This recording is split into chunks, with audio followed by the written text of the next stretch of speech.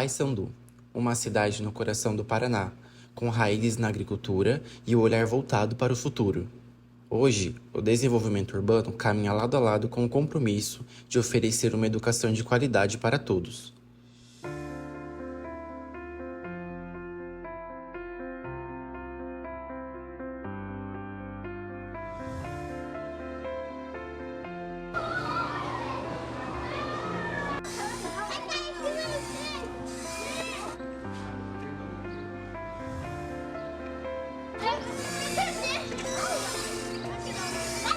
A senhora vai corrigir e nós vamos colar essas operações de ontem, tá?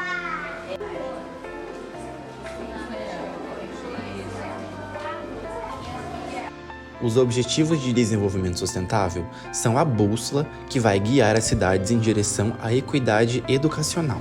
A ODS 4, ela busca garantir a educação de qualidade e equitativa para todos.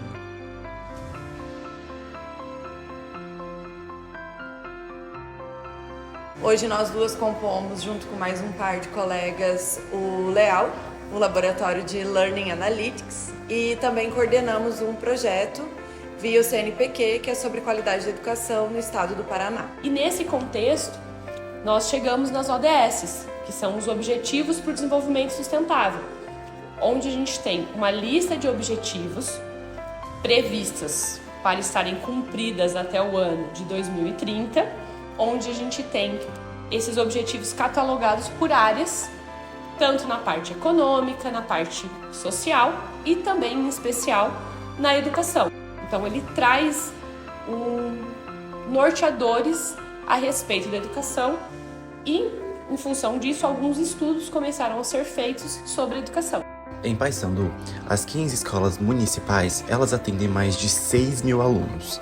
O desafio de garantir uma educação de qualidade é contínuo. O IDEB e o IOEB são indicadores que vão ajudar a medir a qualidade e as oportunidades educacionais.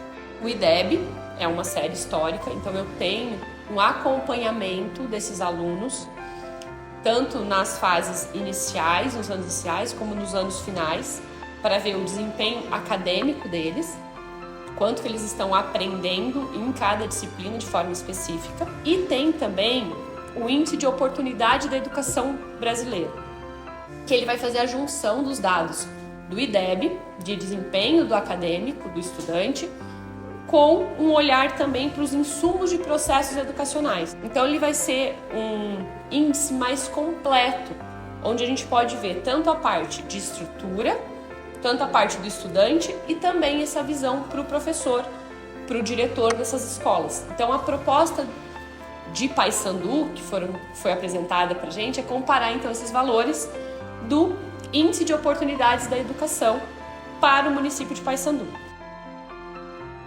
Ao longo de mais 3 décadas dedicadas à educação, Nair Gandolf Charal acompanhou a evolução das escolas de Paysandu. Sua experiência revelou uma trajetória marcada por desafios e transformações. Com 18 anos, eu fui convidada a dar aula, através de política. Eu não tinha estrutura nenhuma, com apenas o 4º ano primário. Naquela época, não tinha concurso, era contrato. Depois, com o passar dos anos, é que eu fui fazer o ginásio, aí terminei o ginásio, eu fui fazer a escola normal em Ivatuba, porque não tinha condições de ir para Maringá. Aqui no nosso município não tinha. Levantava de manhã, ia para a escola, chegava em casa, apenas almoçava e já ia dar aula. Naquela época era 3 períodos, era das 8 às 11, das 11 às 2 e das 2 às 5. Naquele tempo já era a Escola Prudente de Moraes. O município era a única escola. Era bem precária e não tinha condições nenhuma. Naquela época não tinha nada quase de estrutura. Era mantida pela prefeitura. Quando eu fiz até o 4º ano, a gente fazia quase todas as matérias, né? Tabuada, sabia decor, tinha que decorar, né?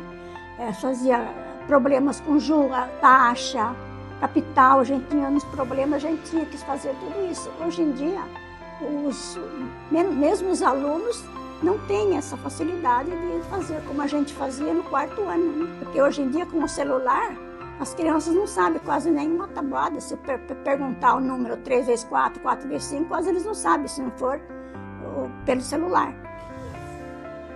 Só? Obrigada, vó. Ai, se serviu, eu não sei.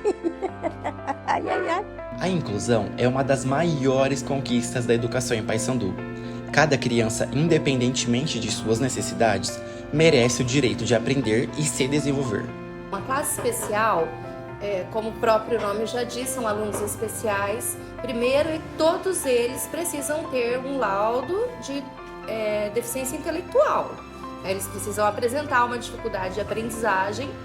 E aí, dentro desse contexto, os alunos eles seguem o mesmo planejamento, o mesmo currículo das salas regulares. Então, na verdade, dentro da sala, a gente trabalha todos os conteúdos. Matemática, ciências, história, geografia, arte, educação física. Porém, os conteúdos são adaptados. Na chegada, até bater o sinal, eles ficam juntos. E depois, na hora do recreio, que esses momentos são diários. Eles brincam na hora do recreio juntos com outras turmas. E fora isso, nos eventos, por exemplo, Dia da Criança, Festa Junina, nesses eventos em que a escola promove para todos os alunos, eles participam. Especialmente na minha turma, como eu tenho alguns adolescentes, eles não gostam de participar junto com os outros alunos. Então, assim, a gente tem que estar sempre incentivando a participação deles, por conta de que eles já são maiores, então eles ficam com um pouco de vergonha. Agora, os alunos que são da idade mesmo, cronológica, eles participam normalmente. E os outros alunos da escola, eles gostam muito de estar juntos com os alunos da classe especial, eles procuram para brincar, eles interagem. Então, assim, é bem tranquilo. Bem, nós temos o trabalho nessa escola, que é o trabalho de inclusão. São alunos com necessidades especiais que estão nas turmas do ensino regular. Alguns deles são encaminhados da APAE para cá, na educação infantil. E, a partir disso, no ingresso do primeiro ano, a família tem opção por deixar na escola especial da APAE ou matricular numa escola de ensino regular. Bom, de uma forma geral, a maioria das turmas, elas têm os professores.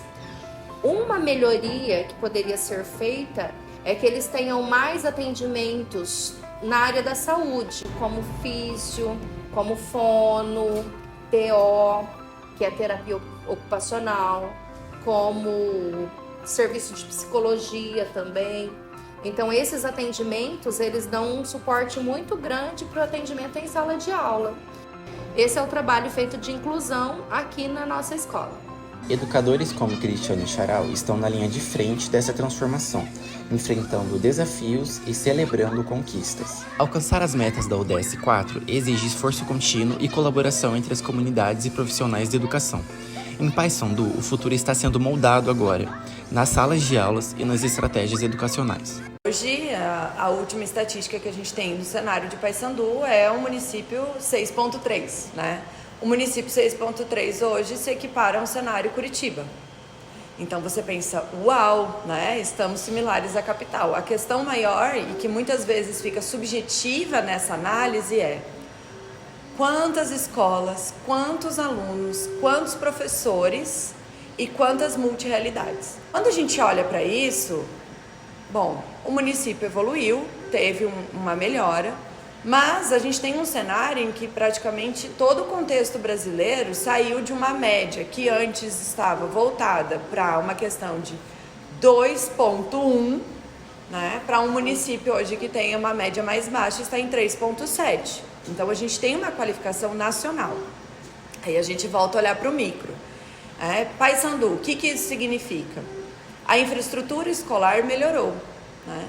Mas isso é um suporte que as próprias redes públicas de ensino estão qualificando, porque isso envolve setor econômico, suporte econômico, né? Então a gente precisa desenhar que a educação hoje ela não caminha sozinha, ela caminha sob influência do sistema econômico nacional. Então, se a gente for ver em relação ao cumprimento de metas, sim, os municípios brasileiros estão cumprindo. Só que diferente desses índices que a gente falou, que a gente tem valores, que a gente tem a média para o IDEB de 6,3, para o IOEB de 5 para o município, quando eu vou para cumprimento de um ODS, eu não tenho essa mensuração. O cumprimento dos ODS, eles são assim, são propostas para que os municípios voltem um olhar para cada uma dessas áreas. Então, sim, Paysandu começou a pensar e se organizar quanto à educação. Como que eu comprovo essa melhora? Com os índices que a gente tem com as séries históricas. Mas, em específico para o ODS, eu não tenho uma mensuração. Então, a gente usa desses índices para mostrar que houve uma evolução, tanto na parte de infraestrutura, como na parte desse cuidado com o professor, como também no desempenho desses alunos. Para fechar aí essa colocação toda que a Thaís trouxe, a gente tem hoje o censo escolar como o melhor recurso para verificar a infraestrutura escolar. Tecnologia, Wi-Fi, internet, computadores, tablets, celulares, recursos tecnológicos. Mas o que a gente não tem hoje com detalhamento é quantos computadores o aluno acessa? Quantas horas semanais ele tem de possibilidade de realizar uma pesquisa para aprofundar ou tirar dúvidas de um conteúdo, né? Cada vez mais a gente vai reconhecer no cenário brasileiro Power BI sendo vinculados à educação como uma estratégia de mapear tudo o que está acontecendo no cenário de cada escola. Então é importante a gente reconhecer que sim, nós estamos melhorando, né? Mas nós estamos melhorando porque a gente também está sabendo jogar melhor com os dados. Estamos caminhando, tem essa movimentação, mas ainda tem muito a ser feito, principalmente nesse olhar mais do processo de ensino e aprendizagem, porque que é a parte mais difícil de mensurar. 2030 está aí, o plano de metas é para 2030. Espero que numa reunião discutindo dados de 2030 a gente esteja lá com uma nota 7, 8. Essa é a ideia e não vamos deixar de acreditar nela ainda. Educação transforma o presente e constrói o futuro.